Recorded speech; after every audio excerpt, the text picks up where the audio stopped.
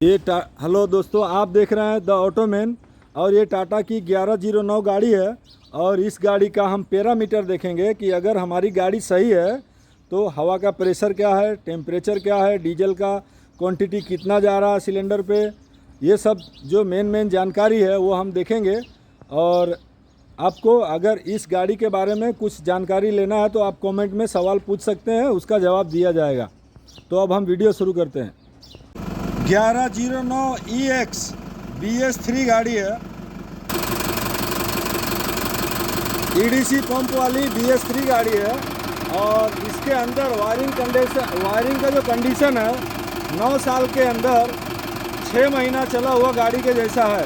इसीलिए इसका फायरिंग जो है ओरिजिनल कंपनी का है, देख सकते हैं आप।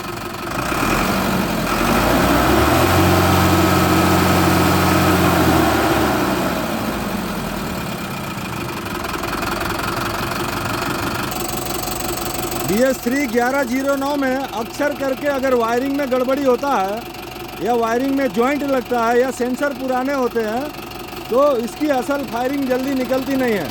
इसमें एकदम सही पैरामीटर आ रहा है, तो हम पैरामीटर देखने के लिए वीडियो बना रहे हैं। पैरामीटर जो है, जैसे हवा का जाना, हवा कितना गर्म है, हवा कितना प्रेशर से जा रहा है, डीजल कितना गर्म है, डीजल की क्वांटिटी कितनी जा रही है, वो देखने के लिए हम इस गाड़ी का पैरामीटर देखेंगे। और मैक्सिमम RPM मतलब एक्सीलेटर पूरा दबा देंगे तो कितने तक जाना चाहिए। अगर किसी गाड़ी को कंपेयर करना है, मतलब किसी गाड़ी से मिलान करना है कि कोई गाड़ी आप बनाते हैं और वो पूरा रेस होती है कि नहीं, तो ये डेटा होना चाहिए। तो ये डेटा जो है इस गाड़ी में सही बता रहा है। तो इसको कंपेयर करने के लिए आप इसे लिख के भी रख सकते हैं। इस गाड़ी में ये जैसा कि हम देख पा रहे हैं, एक्सीलेटर पैडल का पोजीशन 0 है और 699। इसमें हम किसी भी गाड़ी में देखेंगे तो 700 के आसपास RPM होना चाहिए।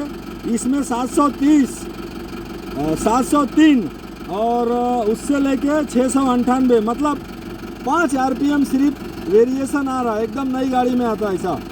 और इंजेक्शन क्वांटिटी करेक्टेड जो लिखा है, ये 10 मिलीग्राम पर स्ट्रोक जो फ्यूल का क्वांटिटी है वो आइडल स्पीड पे इतना होना चाहिए। इसको हम रेस करके भी देखेंगे, ये बढ़ेगा लेकिन 16 के आसपास या 20 के आसपास अटक जाएगा। अचानक एक्सीलेटर देंगे तो फ्यूल बढ़ेगा अचानक, लेकिन वो करेक्ट कितने पे रहता है वो देखेंगे। आइडल पे अभी 9 और 10 के बीच में है। और बूस्ट का प्रेशर जो टर्बो चार्जर हवा बना रहा है इंजन में, फ्यूल के साथ हवा को मिक्स करने के लिए इनटेक मैनिफोल्ड प्रेशर सेंसर जो डेटा दे रहा है 992 है आइडल पे। मतलब अगर इसको हम KPA में गिनेंगे तो ये 100 KPA के आसपास आएगा। ये मिली बार में बता रहा है, बार में नहीं। बार को 100 हिस्सा, एक बार को 100 भाग करके मिली बार में दिखा रहा है।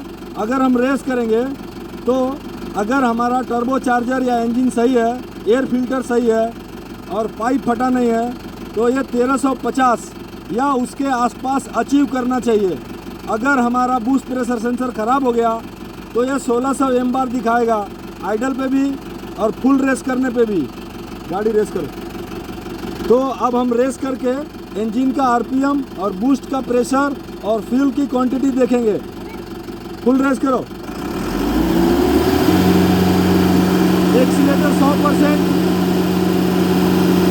RPM 2731, डीजल 16 मिलीग्राम पर स्ट्रोक, बूस्ट प्रेशर 1286, मतलब टर्बो चार्जर एकदम सही है।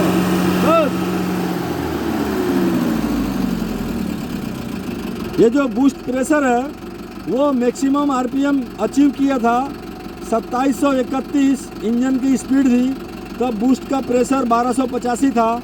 और ये फ्यूल जो जा रहा था डीजल वो 16 मिलीग्राम पर स्ट्रोक, हर स्ट्रोक पे 16, हर लाइव स्ट्रोक पे 16 मिलीग्राम करके जा रहा था। इसका अब हम फ्यूल का कंपैरिजन देखेंगे। फ्यूल और फ्यूल का टेम्परेचर, फ्यूल हमने देख लिया। फ्यूल का टेम्परेचर एयर का टेम्परेचर, कूलेंट का टेम्परेचर में कभी भी किसी गाड़ी में क्या अंतर होना चाहिए वो हम देखेंगे। आप इस डेटा को लिख के रख सकते हैं। किसी गाड़ी में डीजल खाने का या काला धुआं या सफ़ेद धुआं या कोई भी ऐसी समस्या आती है तो इस डेटा से BS3 1109 का या 497 EDC इंजन, इस इंजन को 497 EDC इंजन बोलते हैं, उसके डेटा के साथ आप उसका मिलान कर सकते हैं। रेस करो, नहीं रन दो। कूलेंट का टेम्परेचर 82 है तो इससे कम होना चाहिए हमारे बूस्ट का टेम्परेचर, बूस्ट का और फ्यूल का। कूलेंट के टेम्परेचर से कम होना चाहिए डीजल का, और डीजल से कम होना चाहिए हवा का टेम्परेचर। ये तीनों आपको हमेशा मिलेगा। अगर कूलेंट का टेम्परेचर बढ़ेगा तो थोड़ा सा फ्यूल का बढ़ेगा, तो थोड़ा सा एयर का बढ़ेगा इंजन गर्म होने की वजह से। लेकिन हमेशा कूलेंट का टेम्परेचर ज़्यादा होगा, उससे थोड़ा कम हमारे फ्यूल का टेम्परेचर होगा, उससे थोड़ा कम इंजन में जाने वाली बूस्ट प्रेशर, मतलब टर्बो चार्जर जो हवा को कंप्रेस करके इंजन में भेज रहा है, उसका टेम्परेचर सबसे कम होगा तीनों में। अगर कूलेंट टेम्परेचर के बराबर हमारा फ्यूल टेम्परेचर सेंसर दिखा रहा है, मतलब पंप के अंदर जो फ्यूल टेम्परेचर सेंसर लगा ADC पंप में वो गड़बड़ है, गाड़ी स्टार्टिंग में ट्रबल करेगी। लेकिन इस डेटा को आप लिख सकते हैं ताकि किसी गाड़ी में अगर कोई जानकारी सही है या गलत है इससे मिलान कर सकते हैं। ये लगभग बहुत कम किलोमीटर चली हुई गाड़ी है, मैं दिखाता हूँ।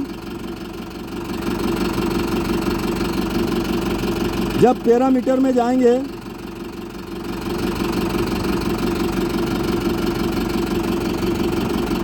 658 घंटे चली है, मतलब 97,081 किलोमीटर चली है टोटल।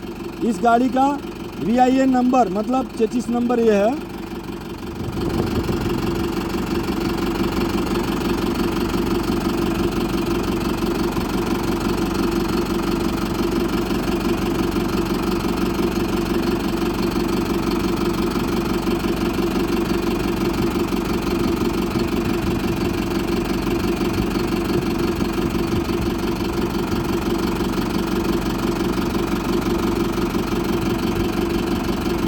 ट्रबल कोड गाड़ी में कोई भी नहीं है। हमने इसका फ्लाईव्हील सेंसर खोल के साफ़ किया, हमने इसका 1 नंबर नोजल का नीडल मूवमेंट सेंसर उसका डेटा चेक किया। गाड़ी गर्म है 70 से 80 डिग्री सेल्सियस, और पंप का जो 1 नंबर का नोजल का सेंसर है वो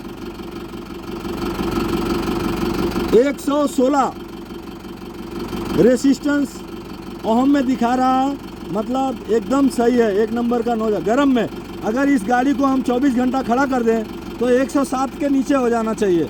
गर्म गाड़ी में कभी भी वो 113, 114, 116 दिखा रहा है, मतलब हमारा 1 नंबर पंप का नोजल का रेसिस्टेंस सही है, कोई एरर नहीं है। अब हम गाड़ी को जाने देंगे।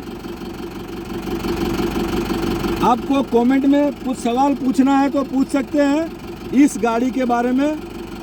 Thank you.